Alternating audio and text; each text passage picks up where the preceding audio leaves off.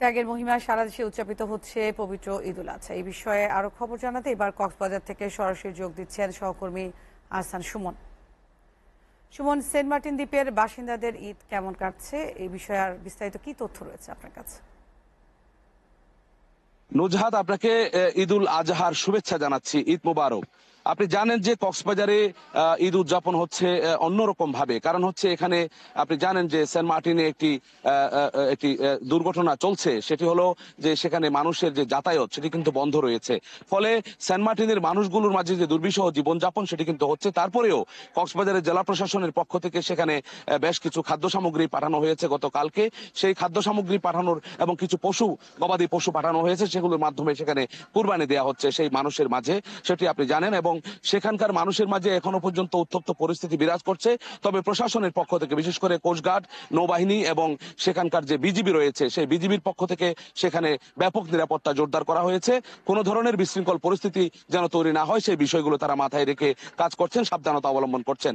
গতকালকে থেকে সেখানে যে জাহাজগুলো এসেছিল, যুদ্ধ জাহাজ মিয়ানমারের, সেই জাহাজগুলো কিন্তু সরে গেছে, সেই তথ্য আমাদের কাছে এসেছে।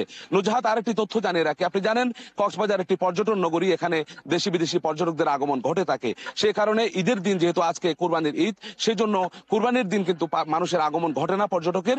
তবে তার এর পরদিন থেকে যেহেতু টানা বন্ধ রয়েছে 8-9 দিন, সেই বন্ধের মধ্যে কক্সবাজারে পর্যটকের আগমন ঘটবে বলে আমরা আশা করছি।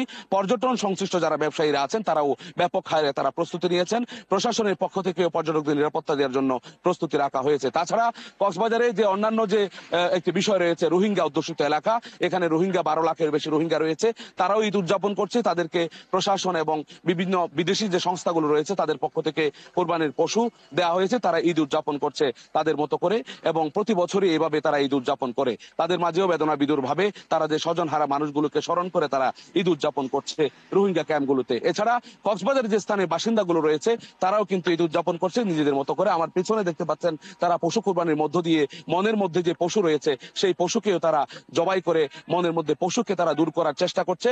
আল্লাহর সন্তুষ্টির জন্য এখানে তারা ঈদ উদযাপনের একটি কার্যক্রম চলছে। কক্সবাজার জেলার 9টি উপজেলা রয়েছে, সেই উপজেলাগুলোতেও একইভাবে ঈদ উদযাপন চলছে, তাদের আনন্দকে ভাগাভাগি করছে। পাশাপাশি ঈদ উদযাপনের মধ্য দিয়ে আল্লাহর সন্তুষ্টি অর্জনের তারা চেষ্টা করছে। নুজহাত, কক্সবাজারের উখিয়া থেকে আমি যুক্ত ছিলাম, উখিয়ার কোটবাজার এলাকা থেকে। আমার এই ছিল কক্সবাজারের ঈদ উদযাপনের সর্বশেষ খবর। পরবর্তীতে আপনার মাধ্যমে আর কোনো আপডেট তথ্য থাকলে আমরা আবারও যুক্ত হব। নুজহাত।